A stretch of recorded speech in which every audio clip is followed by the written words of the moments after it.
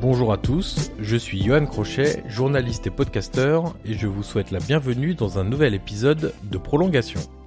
Prolongation est un podcast d'entretien où je rencontre des acteurs du football pour décrypter leur métier et découvrir ce qui les fait avancer au quotidien. Durant environ 1 heure, nous discutons de multiples sujets et de leur métier pour mieux le décoder. L'idée est très simple, donner des clés pour mieux comprendre le football avec ceux qui le font. Des entraîneurs, des préparateurs physiques, des formateurs, des recruteurs, des agents, des joueurs et beaucoup d'autres encore passeront derrière mon micro dans les prochaines semaines. Aujourd'hui, je reçois Mathieu Féjean, analyste vidéo du Servette, le club de Genève. Nous sommes revenus sur son parcours, son doctorat sur l'émergence des comportements collectifs appliqués au football, ainsi que sur son arrivée en Suisse.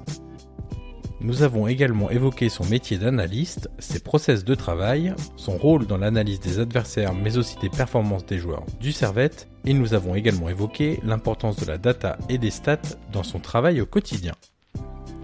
Mais je ne vous en dis pas plus et je vous laisse découvrir cette conversation avec Mathieu Féjean.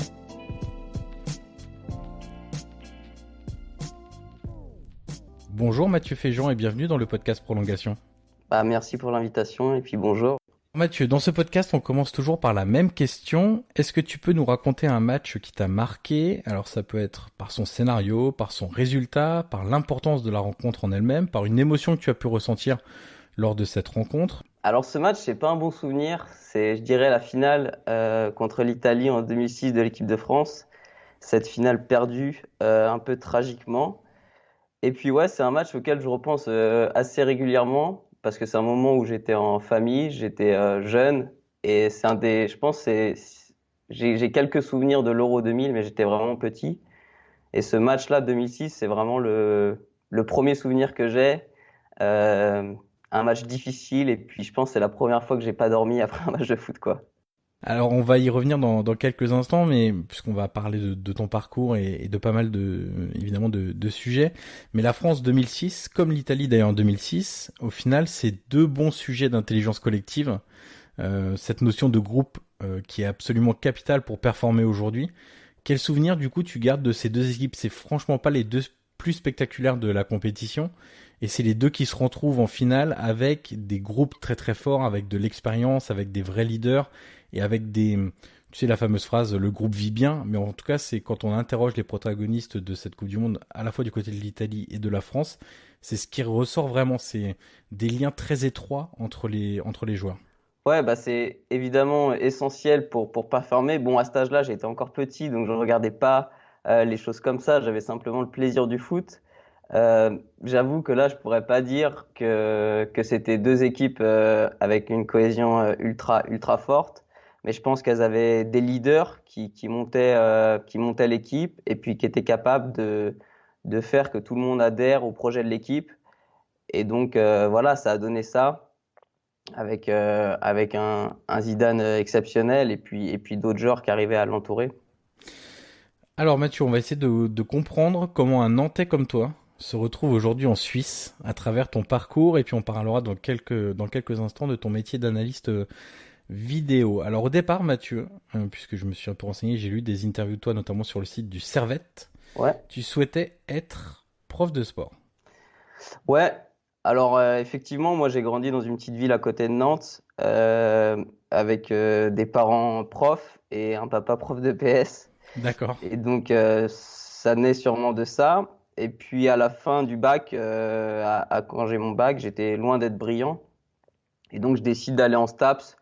Un peu par défaut, j'aimais bien le sport et puis voilà, j'avais envie de continuer dans le sport. Et les premières années d'études, en fait, elles se passent plutôt bien. Et je décide, en fait, j'ai envie d'aller un concours qui s'appelle l'ENS. En fait, il y a aussi une section en sport pour l'ENS. Et puis là, j'arrête quasiment d'aller en cours à la fac et je travaille que ce concours-là, en fait.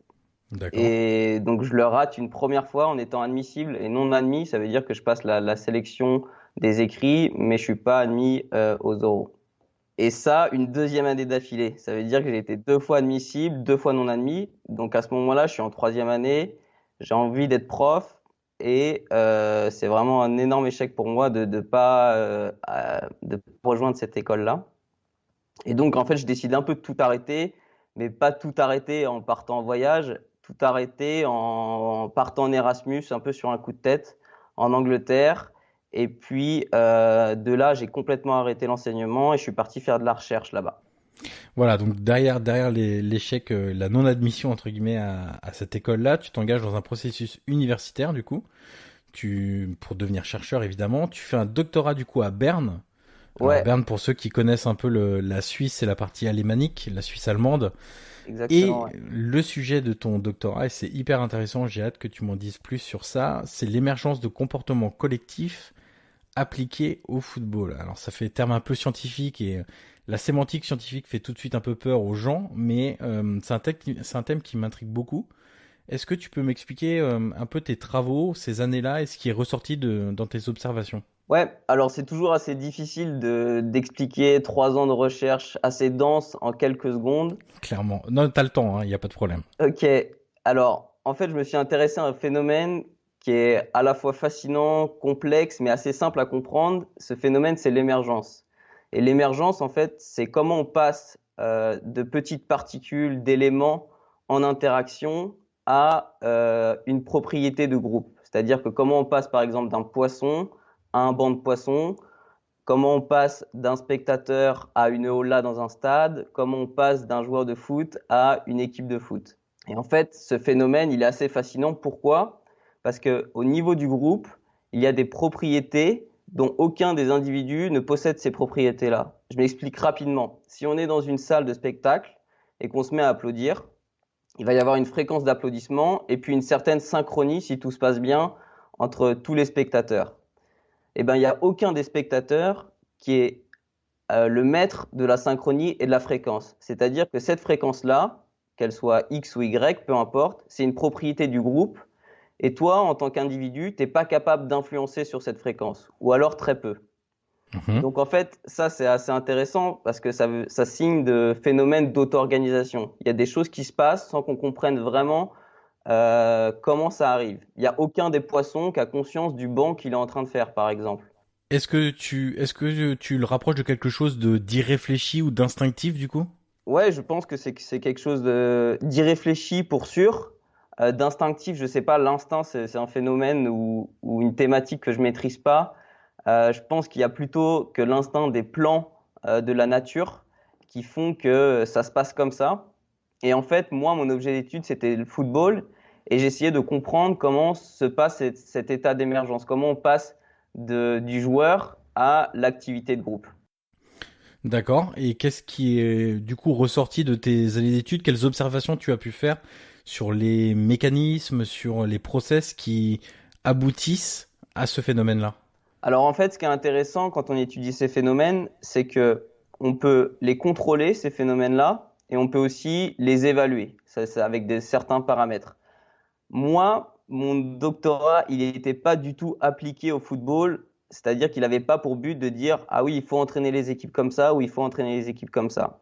Moi, il servait à changer le niveau d'interaction, c'est-à-dire qu'on changeait la façon dont les joueurs interagissaient entre eux. Par exemple, soit en restant à une distance d'un partenaire et puis de proche en proche, ça fait un maintien de distance de toute l'équipe, soit en ayant un niveau plus global de vue sur l'équipe où on essaye par exemple d'aller dans les espaces vides. Donc on changeait le niveau d'interaction comme ça et on regardait avec des métriques, ce qu'on appelle des métriques, ça veut dire des équations qui rendent compte du comportement du groupe. Donc par exemple la surface développée par l'équipe, le centre de gravité de l'équipe, toutes ces choses-là qui sont plutôt mathématiques, mais qui n'ont pas d'implication directe en termes d'entraînement. Par contre, ce que j'ai vu, c'est que globalement, quand les joueurs se régulent localement, c'est-à-dire seulement à un autre joueur, ça veut dire que si je fais rien d'autre que suivre un autre joueur, eh ben, il y a des propriétés dans l'équipe qui sont différentes que quand je me régule pour aller dans les espaces vides. Voilà l'enjeu. D'accord. On est un peu dans cette image qu'une équipe de foot, au final, c'est un grand précepte raconté un peu par tout le monde, mais qui est vrai aussi. C'est pas une addition de 11 joueurs en tant qu'individus, mais bien un collectif où cohabitent des individus, donc des joueurs dans le cas appliqué au football, qui peuvent être très différents, avoir un parcours de vie différent, des nationalités différentes, des langues différentes, et toute la difficulté au final pour un staff, entre guillemets, pour un entraîneur en particulier, réside dans le fait de réussir à construire ces liens dont tu parles, ces connexions entre les différents joueurs. Ouais, exactement. L'un des idées qu'a construit ce doctorat, c'est l'idée de dire que le groupe, c'est plus que la somme des parties. Donc, le groupe, c'est plus que la somme des individualités. Et puis, ça naît de certains exemples. Par exemple, la défaite du Brésil contre l'Allemagne, 7-1, bah, ça reste un naufrage collectif, alors qu'individuellement, ils étaient tous présents, quasiment les meilleurs joueurs du monde à leur poste. Et puis, à côté de ça, il y a la Grèce qui est championne d'Europe en 2004, si je dis pas de bêtises, Oui. avec aucun joueur, enfin, je veux dire, je me rappelle d'aucun joueur de cette équipe-là, par exemple. Donc, il s'est bien passé quelque chose pour qu'ils deviennent champions d'Europe, et puis il s'est aussi passé quelque chose pour que ce soit un naufrage collectif pour le Brésil. Alors j'ai vu il y a quelques jours une vidéo d'Hakim Ziyech, le joueur de l'Ajax, qui faisait une rétrospective de ses 4 années à Amsterdam, vu qu'il quitte le club pour aller à Chelsea cet été. Et quand on lui a demandé un peu les raisons de la réussite de la saison 2016-2017, donc c'est la fameuse saison demi-finale, avec la finale d'Europa League contre Manchester United, sa première explication qui a d'ailleurs été la seule, c'est de dire que le groupe était composé d'amis et que ça avait matché instinctivement entre des personnes de divers horizons, de diverses nationalités, et que quand on atteint cette forme apothéose, c'est un grand mot, mais des connexions, d'émergence, de connexions aussi fortes entre plusieurs individus dans un groupe, les aspects footballistiques finalement, ils suivent forcément. C'est-à-dire que tout part du collectif, des connexions, des liens qu'établissent les joueurs entre eux. Ça, c'est une situation idyllique en fait. En gros, Ziyech dit ça a marché, ça a matché même totalement dès le départ. Il peut pas l'expliquer, il dit juste c'était comme ça et ça nous a servi durant toute la saison.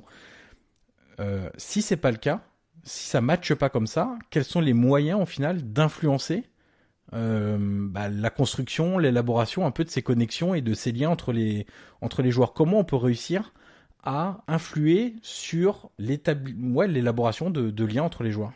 Alors là, ce qui est intéressant dans ce que tu dis, c'est qu'en fait, ça, par exemple, la cohésion ou les connaissances partagées par l'équipe, c'est ce qui se passe avant le match. Si tu veux, il y a ce qui se passe avant le match, qu'on développe avant le match, le team building, la cohésion, le leadership. Tous ces phénomènes, en fait, ils se construisent pas pendant le match, ils se construisent avant. Et après, moi, par exemple, mon doctorat, c'était vraiment sur les phénomènes qui se passent pendant le match. Ça veut dire que c'est dénué de toute cohésion et tout ça.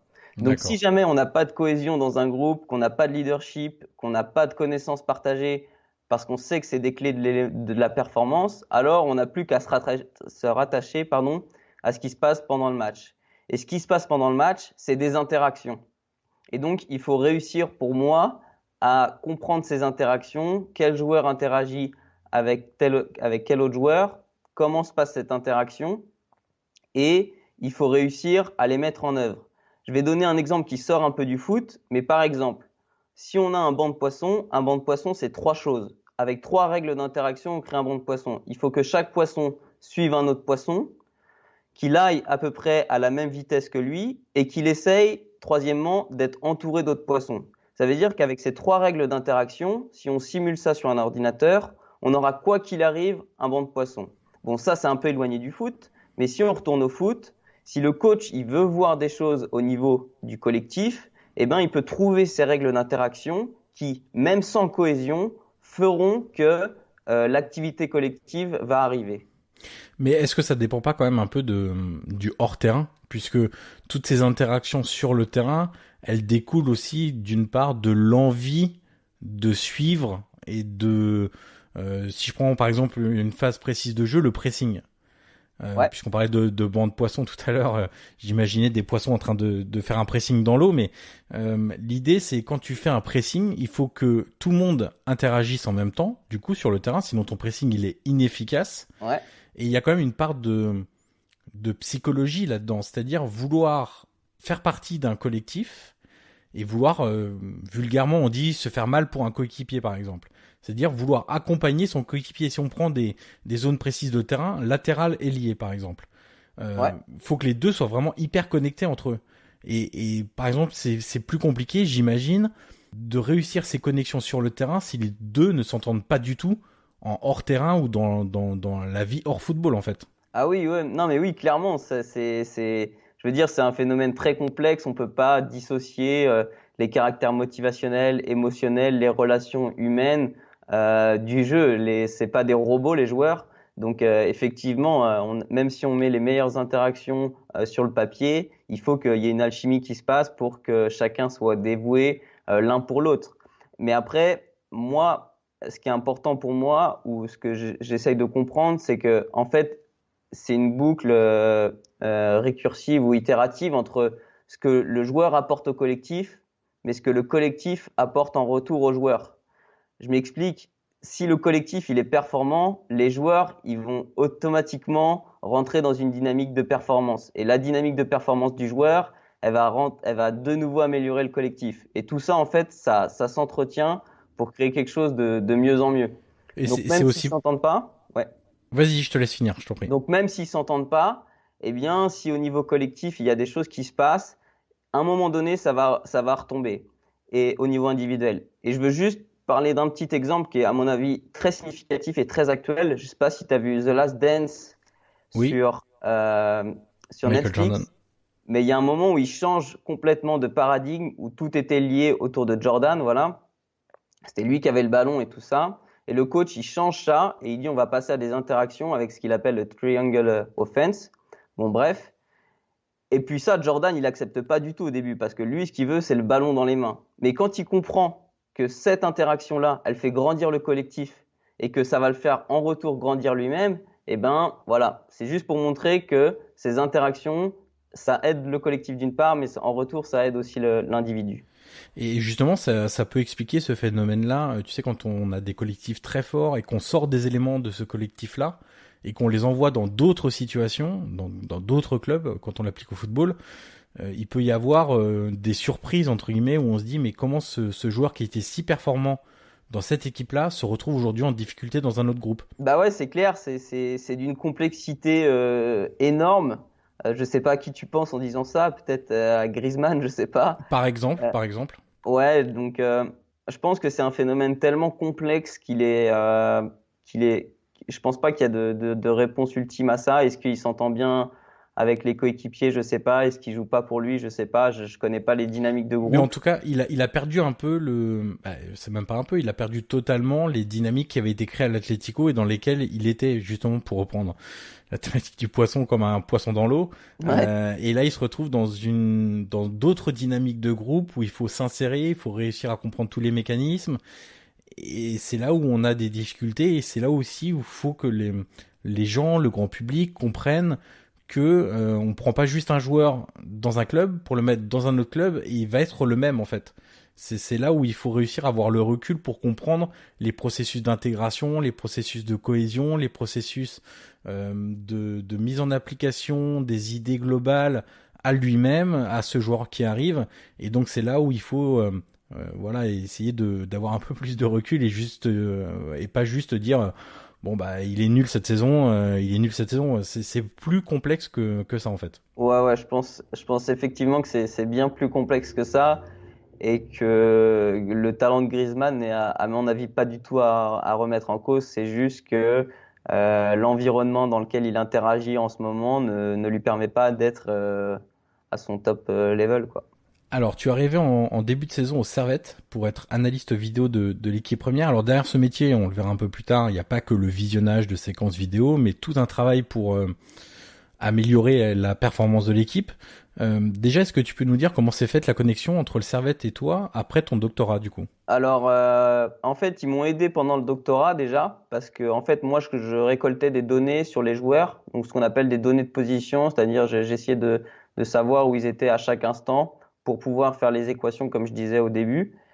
Et donc, en fait, j'ai eu une relation un peu privilégiée avec eux, où je venais au stade, j'avais un système de caméra pour pouvoir récolter ces données-là. Et puis, voilà, je me suis bien entendu avec le team manager.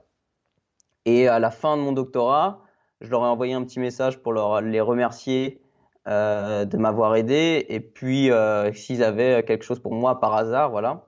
Et puis, ils m'ont dit non assez rapidement. Et puis, finalement, ils m'ont rappelé 15 jours après en disant, voilà, on a quelque chose pour toi, est-ce que ça t'intéresse? Viens nous voir.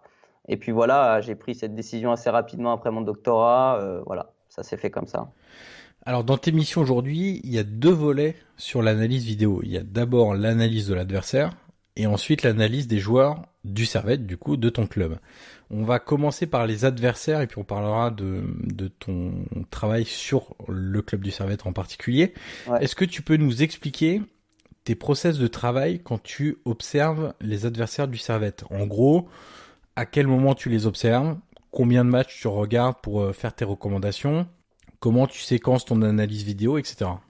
Donc ça, en fait, c'est la phase où moi, l'objectif, c'est un peu de la prédiction, même si c'est très difficile la prédiction, mais c'est le moment où je dois donner le maximum d'informations au coach pour qu'il prépare au mieux la rencontre. Souvent, on a tendance à dire qu'il faut limiter les informations, donner les meilleures informations et tout ça. Moi, sur cette partie-là, j'avoue que j'essaye de faire un travail quand même assez exhaustif. Ça comporte tout sur les adversaires, quand est-ce qu'ils marquent, à quel moment, quand est-ce qu'ils mettent de l'impact physique. Donc c'est vraiment très large. J'essaye de collecter un maximum de choses. Je me permets de te couper un instant, Mathieu, parce que Ouais, j'ai vu une vidéo d'Arsène Wenger qui date de 2019, je crois. ouais. C'était une conférence, je me rappelle absolument plus dans quel cadre c'était. UCI, non? Ouais, exactement, c'est ça. Et il expliquait justement le travail de l'entraîneur en disant, mais aujourd'hui, un entraîneur de haut niveau, c'est 25 personnes dans le staff.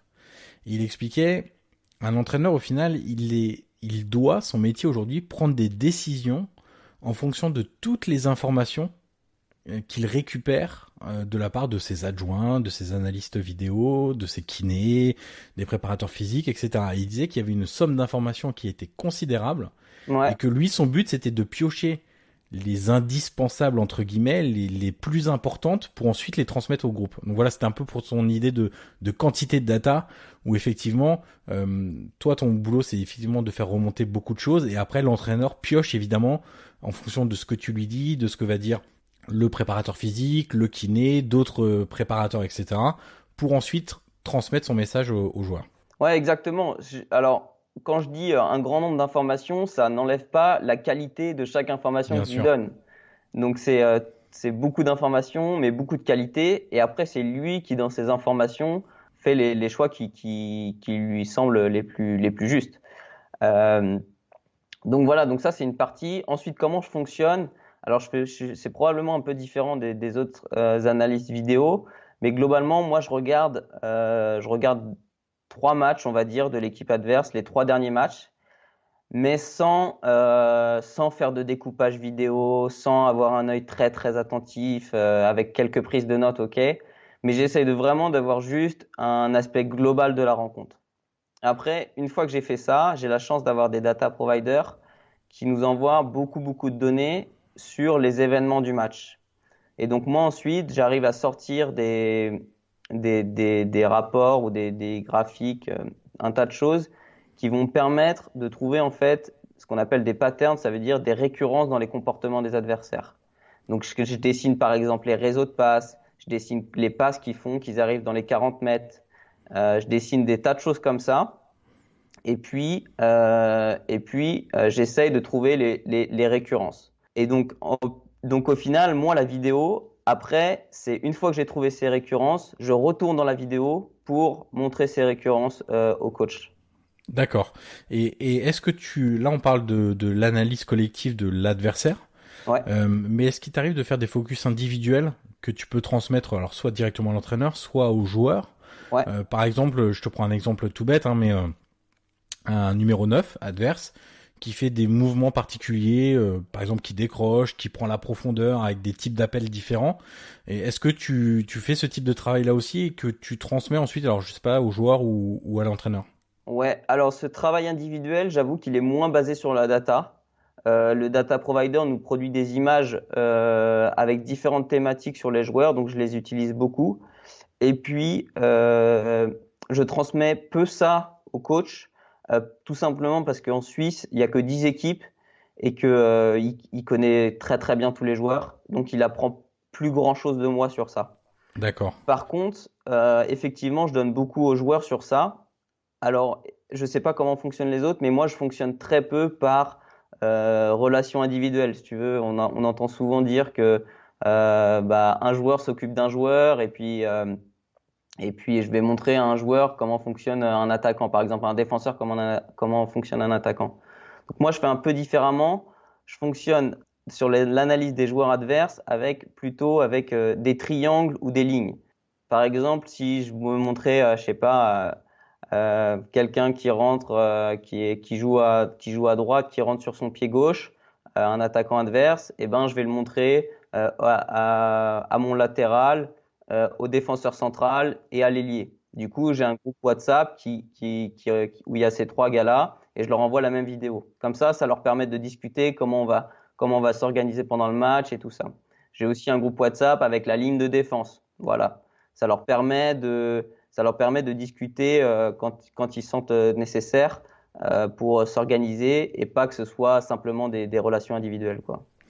Et du côté du Servette, cette fois, dans l'analyse que tu fais des performances des joueurs du Servette, est-ce que tu fais aussi un travail collectif et individuel et est-ce que tu pars en gros du plus général sur les consignes globales de l'entraîneur, bien fait ou mal fait d'ailleurs, hein, Ouais. et ensuite tu réduis le cercle au fur et à mesure avec des situations de plus en plus précises, des mouvements, etc. Est-ce que tu fais une analyse d'abord globale et ensuite tu réduis ce cercle pour aller dans le plus spécifique à chaque fois? Alors ça c'est la première partie de la semaine, donc je fais plutôt de la prédiction sur le match et juste après le match, je fais une partie plutôt évaluative.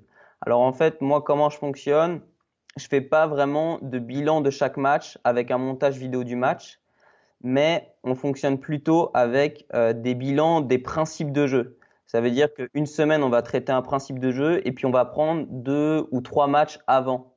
Du coup, quand on arrive et qu'on fait la vidéo avec le groupe, le mardi matin souvent, eh ben, on va traiter d'un principe de jeu qui reprend les 3 derniers matchs, quoi, on va dire. Du coup, on n'est pas vraiment focus sur le dernier match. Et par exemple, un principe que tu as fait, que tu as pu faire, alors là les championnats malheureusement sont arrêtés, mais pour donner un exemple un peu aux auditeurs d'un principe particulier sur lequel tu peux insister à l'instant T sur les 3 ou 4 dernières rencontres, qu'est-ce que tu donnerais comme exemple? Eh bien, par exemple, on peut regarder les sorties de ballon de notre gardien, comment on sort le ballon, on peut regarder notre verticalité, on peut regarder nos seconds ballons, on peut regarder. Donc après, je vais pas balancer les principes de jeu Bien sûr, bien de sûr. notre truc, mais c'est ces thématiques-là que l'on peut traiter. Et en fait, souvent, on essaye de les agencer. Par exemple, si on travaille sur la sortie de ballon de notre gardien, eh bien, souvent, ça va avoir un impact sur un duel, puis un second ballon. Du coup, ça crée un fil conducteur. Et puis, on essaye de voir comment on peut améliorer cette sortie, comment on peut améliorer notre second ballon, comment on améliore nos placements et d'autres principes comme le pressing et tout ça.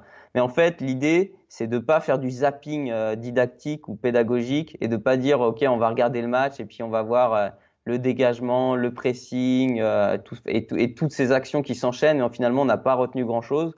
Nous, on essaye de sélectionner euh, une thématique et puis on traite vraiment de cette thématique. Et comment tu places la jauge entre montrer ce qui a été bien fait et montrer ce qui a été amélioré? Comment tu réussis à faire cette balance entre, parce qu'il y a toute une part de psychologie aussi, montrer ce qui est bien fait pour rassurer, pour améliorer entre guillemets la confiance, entretenir la confiance des joueurs plutôt, et puis il y a la partie ce qui est moins bien fait pour les garder alertes, pour leur montrer encore toute la progression qu'il y a à faire. Comment tu réussis à faire la balance dans les séquences vidéo que tu choisis? Ouais, alors ça, c'est un travail que je fais pas tout seul, que je fais souvent avec le coach. Il m'aide beaucoup là-dessus. Mais globalement, on a une idée qui est assez claire sur ça, qui est assez basique. C'est l'idée de montrer quelque chose de bien, quelque chose à corriger et quelque chose de bien. D'accord. Voilà, donc Ok. c'est pas révolutionnaire.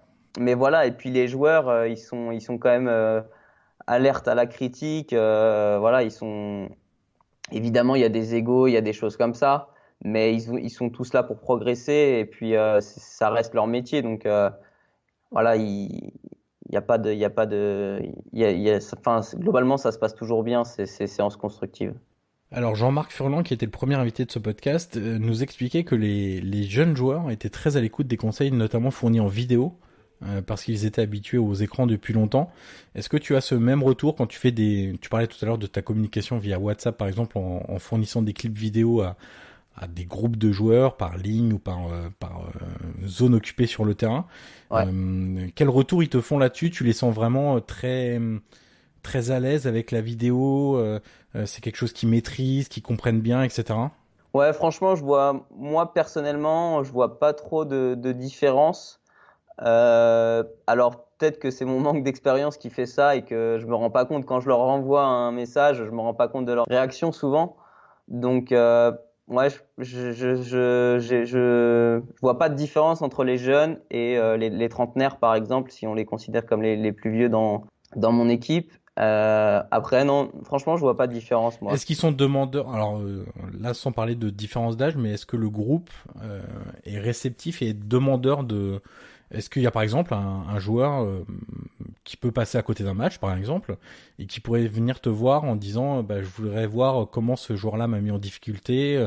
Est-ce que tu peux me clipper quelques actions pour m'améliorer? Ou est-ce qu'il y a un travail comme ça, ou par exemple, je sais pas, un gardien qui viendrait te voir en disant bah est-ce que tu peux montrer où les derniers penalties tirés par l'attaquant qu'on va affronter cette semaine? Ou est-ce qu'il y a non pas une communication seulement verticale de toi aux joueurs, mais est-ce que les joueurs peuvent aussi venir te voir et est-ce qu'ils le font? Ouais, ils le font. Alors ça dépend vraiment des individus. Alors déjà, il faut savoir que moi, systématiquement, après chaque match, ils ont tous une vidéo de leur propre match. Ils ont D'accord. tous une vidéo de leur propre match et du match entier. Donc, et puis moi, je sais à peu près s'ils regardent ou s'ils regardent pas. Donc, je vois tout de suite ceux qui sont plutôt intéressés et puis ceux que ça intéresse pas. Mais encore une fois, il n'y a pas de jugement sur ça. Ils sont tous grands, ils ont tous une gestion de leur performance qui est au top. Donc voilà, ça reste un plus. Et puis moi, j'essaye de les aider comme ça. Ensuite, effectivement, une fois qu'il y a ça, il y en a qui ont plus de questions, qui veulent savoir plus de choses. Et puis là, bah voilà, je suis toujours à leur écoute. Moi, c'est quand j'ai ce genre de questions, j'arrête tout. C'est ma première mission, c'est de répondre à leurs besoins. Donc, quelle que soit la chose que je suis en train de faire, quand j'ai ce type de demande, voilà, je suis, euh, je suis à leur écoute. Après, ça reste très ponctuel et irrégulier, quoi. Il n'y a pas de routine là-dedans, il n'y a pas de process du tout. D'accord. Puisqu'on parle d'analyse vidéo, l'image grand public de l'analyste vidéo, c'est un mec collé à son écran toute la journée, qui ne fait que regarder des vidéos pour déconstruire un peu du coup ce cliché ou ce mythe, je sais pas trop quel mot utiliser. Est-ce que tu peux nous parler de ta relation avec l'entraîneur, Alain Geiger, Ouais. l'entraîneur du Servette? Comment vous fonctionnez? Comment tu lui fais remonter tes observations? Et ensuite, par exemple, si tu interviens dans la transmission des remarques aux joueurs où c'est vraiment son domaine à lui, est-ce que parfois il t'arrive d'aller par exemple sur le terrain pour assister l'entraîneur sur des recommandations que tu as pu faire ou des choses comme ça? Alors ce mythe, il est quand même assez vrai, hein, globalement. Moi, j'essaye d'aller sur le terrain au moins 2 fois par semaine pour garder du contact avec les joueurs et que je sois pas un ermite dans le club. Donc voilà, en général, j'y vais quand le travail de l'adversaire il est bien fait. Donc j'y vais souvent à J-1 ou à J-2 avant le match. Et donc ma relation avec Alain, elle est très saine. Il est vraiment exceptionnel avec moi. Il me laisse beaucoup de liberté. Et puis, voilà, quand il a des remarques, il me les fait. On échange beaucoup sur les matchs, sur les thématiques. En fait, c'est lui qui fait vraiment ma culture tactique, footballistique, parce que c'est vraiment un manque que j'ai dans mon travail. Voilà, après, lui, je pense qu'il n'avait pas besoin du tout d'un tacticien à côté de lui. Il a ses idées, et puis je suis pas là pour lui changer ses idées ou pour lui donner d'autres idées. Je suis là pour lui faciliter la prise de décision. Donc, une fois que ça, c'était clair dans notre relation, voilà, on regarde beaucoup de matchs ensemble. Je lui donne des informations de manière assez routinière et puis avec des process. Donc tout ça, ça se passe très bien. Après, tu me parlais des interventions aussi. Ça, c'est vraiment son domaine. Je prends jamais la parole devant le groupe quand il est là. Même quand il est pas là, j'ai jamais pris la parole devant le groupe. Voilà, c'est comme ça qu'il fonctionne. Je sais pas si ça fonctionne comme ça dans tous les clubs, mais en tout cas, c'est pas mon rôle. dans ce club-là. Alors on parlait de ton travail en amont des matchs, après les matchs. Est-ce que tu as un travail particulier le jour de match? Est-ce que tu accompagnes l'équipe? Est-ce que par exemple, tu visionnes le match en tribune? On sait que c'est quelque chose qui se développe de plus en plus, d'avoir une, voire deux personnes. Alors ça peut être un adjoint, des analystes vidéo qui ont la retransmission du match directement sur ordinateur en tribune et qui peuvent commencer à compiler des clips pour parler à l'entraîneur à la mi-temps, voir des choses à corriger. Est-ce que toi, tu as un travail particulier là-dessus, à ce moment-là surtout? Alors nous, on a fait le choix de pas mettre de clip à la mi-temps. Voilà, c'est un choix qui se justifie par des fois le manque technologique, le manque logistique et puis aussi le temps accordé aux joueurs. Voilà, on juge que ça va pas leur apporter grand-chose, que le discours est suffisant. Voilà, ça pourrait être à discuter. Ensuite, moi, pendant le match, alors je vais pas parler de moi, là, je vais faire un petit point sur les data, sur les vidéos analyses, pardon, pour que les gens comprennent mieux. Il y a beaucoup de vidéos analyses qui font pendant le match du séquençage. Donc en fait, on a un panel de tagging, c'est comme ça que ça s'appelle, et puis on clique sur des boutons pour référencer les actions en fonction de ce qu'on veut voir. Et ce travail-là, logiquement, il facilite le séquençage du match après le match. Donc si par exemple le coach il demande de voir toutes les actions offensives, et ben si sur votre panel de tagging vous avez cliqué action défensive, vous allez voir toutes les actions offensives automatiquement. Moi, j'ai la chance d'avoir un data provider qui fait tout ça pour moi. Et donc, en fait, j'ai pas à le faire, ce travail de tagging. Donc, moi, ce que je fais, c'est que j'essaye de me rapprocher le plus possible des principes de jeu du coach. Et j'essaye de trouver des éléments des data events qui sont différents de ce que le tagging fait habituellement et ce que produit le data provider pour avoir des éléments en plus. Donc voilà, c'est à ce moment-là que je peux faire un peu de choses sur le packing, sur la verticalité, sur les réseaux de passes, sur ces choses-là. On vient de parler donc de tout ce qui est analyse vidéo, donc ton job au quotidien. L'analyse vidéo, c'est l'observation des événements, des matchs, avec tous les biais cognitifs qu'il peut y avoir. C'est une partie plus subjective, on va l'appeler un petit peu comme ça. Et il y a Ouais. une partie un peu plus détachée, qui est moins dans l'émotion, moins dans l'instant, qui est liée, et t'en as parlé avec les fournisseurs de stats, qui est liée donc à la data et aux stats. Comment, dans ton job au quotidien, tu réussis à mixer ces deux sphères, c'est-à-dire en gros, hein, pour faire simple et pour vulgariser un peu, entre la subjectivité d'une observation et l'objectivité des stats? Comment tu réussis à faire le juste mix entre les deux? Ouais, c'est une question difficile. Bon, déjà, il faut être clair là-dessus. C'est ultra complémentaire. L'un ne peut pas marcher sans l'autre et vice-versa. Moi, avec mon passé de pseudo-scientifique, on va dire, voilà, j'ai quand même une grosse tendance à aller dans les datas et à avoir conscience que mon œil, il est biaisé pendant le match, surtout par le fait que j'ai un manque d'expérience à ce niveau-là et que quand je regarde un match de foot, eh ben moi, j'ai mes émotions qui parlent et puis je retiens des événements. Ouais. Et retenir des événements singuliers, ça n'a rien à voir avec essayer de prédire ce qui va se passer. Donc c'est pour ça que moi je mets un gros focus sur la compréhension des datas. Après voilà, comme on en discutait dans le précédent podcast, le scout se faisait le biais inverse, c'est-à-dire qu'il était influencé par la data et puis il préférait pas regarder les datas pour que son œil, mais c'est sûrement qu'il avait une grande expérience. Donc voilà, moi j'essaye évidemment de regarder des matchs, d'améliorer mon expérience là-dessus, d'améliorer ma compréhension tactique du match qui est en train de se faire. Et puis je complémente ça avec mes qualités qui sont comprendre les données, quoi. Et donc du coup, tu penses qu'avec plus d'expérience, la balance ou la bascule entre la data et tes observations sera un peu plus équilibrée entre guillemets. C'est l'expérience qui fera que tu pourras un peu plus t'appuyer entre guillemets sur tes observations. Ouais, je pense que l'expérience, c'est un point essentiel.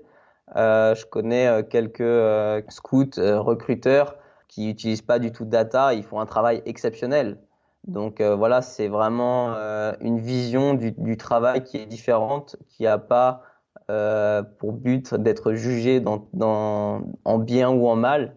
Voilà, c'est simplement une posture. Si on regarde certains clubs anglais comme Brentford, par exemple, où ils font plus d'œil du tout, mais que de la Ouais. data, ils recrutent les joueurs sur de la data. Bon, bah voilà, c'est une posture scientifique qui se tient. Et après, il y a aussi une posture rationnelle qui fait que l'expérience parle aussi, voilà. Alors tu réalises sur Instagram un gros travail pédagogique et didactique même sur les stats dans le foot à travers des vidéos explicatives que je recommande. Redonne-nous ton nom Instagram entre guillemets, ton compte Insta. C'est perform.analytica. Voilà, alors je recommande vraiment pour les amateurs de foot et pour mieux appréhender le monde de la data notamment. On parle pas que de data d'ailleurs, mais tu parles beaucoup de data évidemment puisque c'est dans ta sphère et dans ton job. Tu parles beaucoup de la bonne utilisation des data. C'est peut-être une chose qu'on a à améliorer parce que la data est très jeune appliquée au football. Ce que disait Enzo Djebali dans le précédent podcast, c'est que la data appliquée au football, elle est très jeune, là où dans les sports US, elle est utilisée depuis très longtemps et elle est beaucoup plus poussée que dans le football européen à l'heure actuelle, et notamment dans le football français. Tu donnais un exemple dans certaines vidéos, j'en prends un parmi d'autres, hein. Parler de pourcentage d'arrêt pour un gardien de but, toi tu estimes que c'est pas suffisant dans l'analyse qu'on doit faire des performances des gardiens. Alors cet exemple-là, il est assez parlant. Après, en fait, pour moi, par exemple, ce pourcentage-là, il prend pas en compte la qualité du tir. Donc un gardien qui ferait 100% d'arrêt avec des frappes à 30 mètres, ce serait évidemment différent d'un gardien qui fait 50% d'arrêt, mais c'est que des pénaltys. Donc pour moi, il est important de comprendre la qualité du tir pour Bien évaluer sûr. un gardien. Après, par exemple, sur ça, euh, j'ai eu un échange avec Jérémy Janot sur LinkedIn qui est pas du tout d'accord avec moi. Ouais. Donc, encore une Alors il fois, est l'entraîneur des gardiens de Valenciennes en Ligue 2. ouais, exactement. Et donc, encore une fois, il faut bien prendre dans les datas ce qu'on veut et puis essayer de comprendre ce qu'il y a derrière. Et puis, il n'y a pas de, je pense pas qu'on puisse dire c'est comme ça et puis c'est pas tout noir ou tout blanc. Je veux dire, même la data, c'est pas tranché. Du coup, si lui, il préfère utiliser cet indicateur-là, voilà, j'ai pas de remarques particulières sur ça, quoi. En gros, c'est comment on utilise la stat et jusqu'où on va dans l'analyse de la stat. C'est soit on garde quelque chose d'assez générique, soit on affine ce libellé, là, le pourcentage d'arrêt, soit on l'affine en regardant, pourcentage d'arrêt, c'est une donnée, effectivement, on peut la prendre en compte, c'est un indicateur, mais derrière, on peut aller chercher, par exemple, ce qu'on appelle les expected goals against, donc c'est en gros, on va essayer de simplifier ça pour les auditeurs qui sont pas forcément spécialistes, mais ce sera en gros la qualité des occasions des adversaires. Je suis à Ouais, peu près bon là-dedans, la ouais, qualité exactement. des occasions. C'est la probabilité qu'un tir adverse finisse au fond des filets, quoi. Voilà, et ça permet de voir aussi dans les arrêts, qui est une catégorie, on va dire. On va essayer de schématiser ça comme ça. C'est une catégorie, et dans la catégorie, il y a des sous-catégories. Et ben, c'est un peu cette idée-là, en disant, ok, il y a les tirs adverses, et en sous-catégorie, il y a la qualité des tirs adverses, avec des indicateurs. Est-ce qu'il était loin du but, proche du but? Après, il y a encore beaucoup de choses à affiner, puisque la simple distance, par exemple, ne suffit même pas si on veut être encore plus précis, à qualifier forcément la qualité d'une occasion. Si on prend où sont situés les défenseurs, par exemple, pour parler d'un gardien, est-ce que les défenseurs sont devant le ballon et donc du coup il y a de très fortes probabilités que le ballon soit contré? Est-ce qu'il est tout seul face au gardien? Ça, c'est encore des trucs qui doivent être affinés en fait. Ouais, en fait, ce modèle de probabilité qu'un tir finisse au fond, en fait, c'est même pas qu'un tir finisse au fond, c'est vraiment la qualité de la position. Mais il est très complexe, c'est un modèle probabilistique qui prend plusieurs variables en compte, notamment la distance, comme tu l'as dit, mais aussi le nombre, la densité de joueurs devant, l'angle au but, la position du gardien. Donc en fait, on peut complexifier ce modèle avec beaucoup de variables. Et aussi, d'ailleurs, si c'est son pied fort ou son pied faible, ça on l'a pas non plus. Ouais, si c'est son pied fort, son pied faible, c'est dans le modèle. Si c'est de la tête ou du pied, voilà. L'idée, c'est qu'en fait, le modèle il soit le plus simple possible, mais le plus reproductible possible. Alors, une de tes dernières vidéos sur Instagram qui m'a beaucoup plu, notamment, concerne le pressing. Parce qu'aujourd'hui, dans un football de plus en plus physique, dynamique, le pressing revient souvent dans les débats, à la fois chez les entraîneurs, hein, mais aussi dans le grand public, dans les médias. Je vais prendre un exemple que je connais assez bien, c'est l'Atalanta, puisque je suis beaucoup le championnat italien. Et on lit, ou on entend régulièrement que l'Atalanta est l'équipe qui presse le plus en Italie. Alors déjà, il faudrait définir ce que veut dire le plus. Ouais. Et ensuite, effectivement, l'Atalanta a un jeu, elle, ultra dynamique, avec beaucoup de mouvements de joueurs.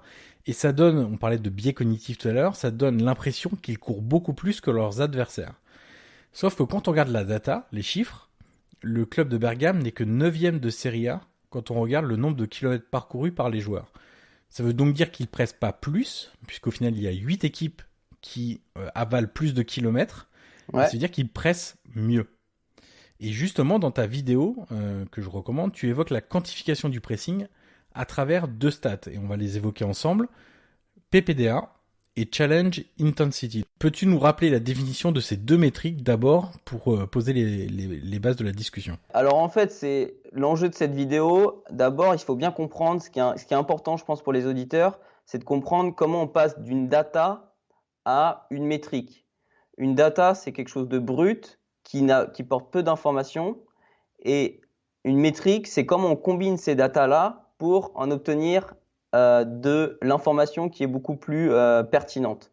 Du coup, ce PPDA et ce Challenge Intensity, c'est ce qu'on appelle 2 métriques. Elles combinent des datas pour donner plus d'informations sur le pressing.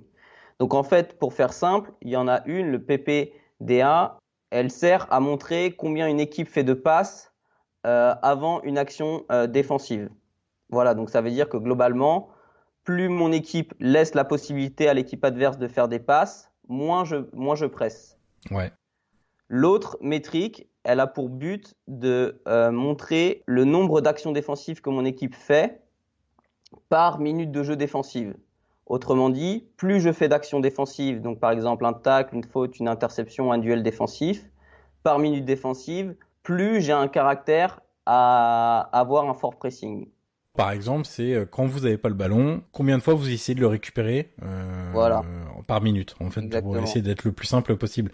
Et justement, si on prend les 5 grands championnats européens sur la stat du Challenge Intensity, alors moi j'utilise WhoScored pour cette stat-là, on voit plein de clubs moyens, entre guillemets moyens, c'est pas péjoratif, si on parle en termes de budget par exemple, qui ne font pas partie donc des plus gros clubs de leur championnat, être bien placés dans ce classement du Challenge Intensity. Je vais prendre quelques exemples. Southampton en Angleterre, Getafe en Espagne, Osasuna également en Espagne, la Real Sociedad également en Espagne, Bologne et l'Atalanta en Italie.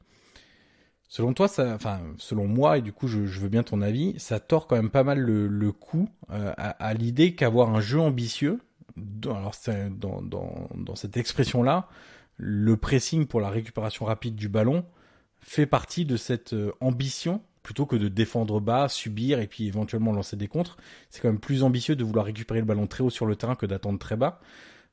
Finalement, ça montre que c'est pas réservé qu'aux gros clubs et qu'en fait, c'est pas forcément une question de moyens et donc de qualité de joueur, mais plus une question de volonté et de comment réussir à impliquer les joueurs psychologiquement, mentalement, les préparer pour effectuer ce travail-là. Ouais, c'est clair. C'est clair que le Challenge Intensity Index, par exemple, c'est clairement une métrique qui révèle de la capacité des joueurs à se donner et à être à 100% sur le pressing. Après, ce que ne transmet pas comme information ces données, c'est la qualité du pressing. Ça veut dire que, par exemple, Liverpool, ils ont un jeu où ils sont proches des joueurs adverses, mais ils sont rarement en train d'essayer d'aller intercepter ou faire un tacle ou faire un duel défensif. Par contre, quand ils le font, c'est que c'est le bon moment et ils récupèrent la balle. Du coup, cette métrique-là, il faut bien la comprendre dans son ensemble, qu'on peut aussi faire un pressing très efficace qui oriente l'équipe adverse sans pouvoir faire d'interception ou faire d'action défensive. Tout simplement, rien que la position des joueurs proches des adversaires est une action défensive quelque part. Elle n'est pas comptabilisée Voilà. en tant que telle, mais ça évite de faire des sprints beaucoup plus longs, être proche. Ça permet de contrôler tranquillement, entre guillemets. Voilà, Oui, on va dire ça exactement. comme ça. Exactement. Mais c'est ça, dans les données, ça se voit pas, quoi. Ouais, c'est là aussi où la data, qu'on dit très jeune dans le football, a encore beaucoup de choses à livrer, à affiner même en fait, pour réussir à. Alors après, le vrai débat, c'est est-ce qu'on peut dans le football, un sport qui est plus complexe, par exemple, avec beaucoup moins de phases arrêtées que la NBA, que la NFL, etc. Est-ce qu'on peut aller aussi loin dans le foot en termes d'affinage de stats, de précision de stats, que des sports à phase arrêtée? Quel est ton avis là-dessus? Moi, je pense qu'on ira beaucoup plus loin. Parce qu'en fait, alors, on va aller beaucoup plus loin en termes de données, parce que évidemment, comme on multiplie le nombre d'interactions entre les joueurs et qu'on multiplie en fait les différentes phases, on va avoir, à mon avis, bien plus de data que dans ces sports mécanisés comme le baseball, où en fait, il n'y a pas d'interpénétration. Ou en basket, c'est un peu différent, mais on va avoir beaucoup plus de data. Par contre, ce qu'on n'aura jamais, c'est la prédictibilité de ce qui va se passer vraiment. Par exemple, en Formule 1, les datas, c'est terrible parce que ça leur permet de dire, OK, on change le pneu dans 3 minutes 30. OK, on rentre au stand dans 2 minutes 45. Et en fait, tout est optimisé pour que ce soit à la microseconde près, tout soit parfait, quoi. En foot, on ne pourra pas faire ça parce que c'est beaucoup moins prédictible que la Formule 1. Voilà, un pneu, on sait que si la météo elle est comme ça, si le sol il est comme ça, il crame en 2h30, donc on fait une rentrée au stand. En foot, c'est beaucoup plus complexe, il y a beaucoup plus d'incertitudes, il y a des interactions, il y a des facteurs motivationnels, donc on n'arrivera pas à avoir un niveau de prédiction aussi bon que dans ces sports-là. Par contre, les datas, elles vont clairement exploser le nombre de datas possibles, quoi. Et donc tu penses qu'il y aura de plus en plus de postes de data scientist, par exemple, dans les clubs? C'est quelque chose qui va se développer, qui est encore un peu à la marge, hein, sauf dans les très grands clubs qui ont compris l'importance de la data au quotidien et qui ont créé des postes spécifiques dans leur staff. Tu penses que c'est quelque chose qui va du coup beaucoup se développer au niveau des clubs? Je pense que ça va se développer. Après, le foot, c'est quand même un milieu particulier que je découvre, mais qui fonctionne pas toujours à la méritocratie, je dirais. Et donc, il faut comprendre, il faut il y ait des dirigeants qui aient cette vision-là. Après, voilà, c'est des éléments importants. Je pense notamment à Liverpool. Ils ont deux gars qui sont assez exceptionnels, mais je veux dire, ils ont rien du milieu du foot. C'est des physiciens. Voilà. Par contre, eux, ils font clairement grandir le foot avec des modèles scientifiques. Là, je parle du pitch control, par exemple, qui est quelque chose qui montre comment les joueurs contrôlent les espaces sur le terrain. Voilà, c'est difficilement applicable encore à l'entraînement, mais par contre, ils vont sûrement avoir un impact dans les 15-20 ans très grand. Mais ils ont peu de relations avec le staff, ils ont peu de relations avec la victoire du week-end. Donc c'est vraiment des visions qui sont importantes. Et il y a beaucoup de clubs qui n'ont pas les moyens d'avoir de tels départements qui ne servent pas à gagner le week-end, quoi, globalement. Avant de boucler l'entretien avec la dernière question, Mathieu, je repense à quelque chose concernant l'analyse vidéo. Tu parlais de Liverpool et ça m'a fait penser, tu sais, à leur spécialiste des touches qu'ils ont embauché pour Ouais. travailler ce système de jeu. Est-ce que toi, dans ton métier, les situations arrêtées prennent beaucoup d'importance et du coup, en NBA, on fait des temps morts pour mettre en place des schémas dans les moments importants, des schémas très précis dans les moments importants. Est-ce que tu as le sentiment que dans le foot, on va arriver à un séquençage de plus en plus important des différentes phases de jeu, à la fois dans ton métier, mais aussi dans le fait que les staffs vont s'élargir avec des spécialistes? Alors, il y a les spécialistes des coups francs, il y a les spécialistes des touches, etc. Comment tu vois l'évolution un peu de tout ça? Sur ça, je pense vraiment que ça va exploser. Il y a par exemple, il y a un petit Frenchie qui s'occupe des coups de pied arrêtés à Manchester City. Ouais, Je pense vraiment que ça va exploser. Pourquoi? Parce que, par exemple, le nombre de buts sur coup de pied arrêté, il est colossal. Il est, je sais pas, on va dire, sans dire d'erreur ou de faire de généralité, mais ça doit être entre 20 et 25%. Bon, bah voilà, quand vous savez que vous marquez entre un quart, enfin, vous marquez un quart de vos buts sur le coup de pied arrêté, ça veut dire que si on fait une traduction littérale bête et méchante, ça veut dire que globalement, vous devez passer un quart de votre temps à vous entraîner à ça. Ouais. Or, bon, ouais, c'est évidemment pas possible, mais or, voilà, dans beaucoup de clubs, je pense que les coups de pied arrêtés, c'est 5 minutes à J-1, 10 minutes, 15 minutes à J-1, et puis voilà. Donc évidemment que quand on sait qu'on marque un quart de nos buts sur coup de pied arrêté, ça change un peu la donne. Et toi, dans ton travail, du coup, tu passes beaucoup de temps sur ces phases arrêtées? Je passe pas beaucoup de temps parce que je me fais piéger par un biais cognitif qui fait qu'on marque pas mal de buts sur coup de pied arrêté et puis on n'en prend pas globalement. Et du coup, bah, je me fais un peu piéger par ça. Et puis, c'est pas quelque chose que j'ai priorisé actuellement, mais c'est quelque chose que j'ai fortement dans la tête et que ça risque d'arriver dans un futur très proche.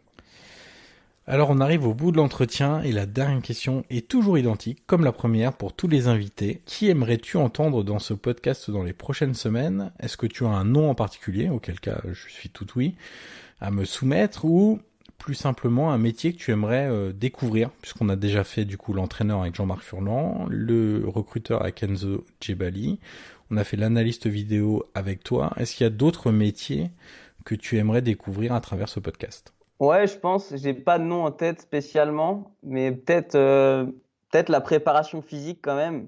Ouais. Qui pour moi, en tout cas dans notre club, joue, je pense, un rôle majeur sur la quantité d'entraînement, à quelle intensité, à quel moment, comment on se repose, comment on se nourrit. Franchement, c'est vraiment des pièces maîtresses dans un club, je pense. Et ce serait vraiment intéressant de voir comment ils structurent. Bah, j'ai un peu des idées sur ça, évidemment, parce que je suis dans un club au quotidien, mais voilà comment ils structurent leur semaine, à quel moment ils sont en repos, à quel moment ils s'entraînent. Voilà, c'est des moments c'est des questions aussi en termes de data qui m'intéressent parce que voilà, les données physiques, c'est quand même aussi important que les données de jeu, quoi. Eh bien, petit spoiler, c'est prévu de parler préparation physique prochainement dans ce podcast. Et tu as le nom ou pas encore? J'ai pas encore le nom, je le donnerai quand ça sera enregistré, mais sache que ta suggestion est déjà prise en compte au niveau de ce métier-là, et on verra le nom un petit peu plus tard. Merci Mathieu Féjean, en tout cas, pour ta disponibilité déjà, ensuite pour la qualité de cet entretien, et puis on te souhaite évidemment bon vent pour la suite ou non de la saison en Suisse. Réponse prochainement, mais en tout cas pour les prochains mois avec le Servette de Genève et ton taf de analyste vidéo, analyse de la performance, et aider ton entraîneur à pousser la performance des joueurs du Servette au maximum. Merci Mathieu. Merci beaucoup, à bientôt. Merci d'avoir écouté cette conversation. Le podcast Prolongation est disponible sur l'ensemble des plateformes audio comme Apple Podcast, Google Podcast, Spotify ou encore Deezer. N'hésitez pas à mettre les 5 étoiles sur Apple Podcast si vous avez apprécié le contenu de cette interview. C'est en effet une étape très utile pour faire découvrir ce podcast au grand public.